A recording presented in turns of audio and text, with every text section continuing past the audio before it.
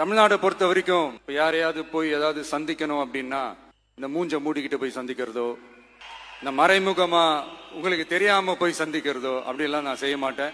எதுவா இருந்தாலும் வெளிப்படையாக ஒளிவு மறைவு இல்லாம தான் நான் செய்வேன். இவ்வளவு பெரிய ஒரு பொறுப்பை என் கையில கொடுத்திருக்கிறீங்க.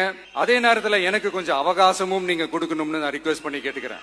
நான் சொன்னதையெல்லாம் படிப்படியா நிறைவேற்ற நான் ட்ரை பண்ணுவேன், நிறைவேற்றுவேன்.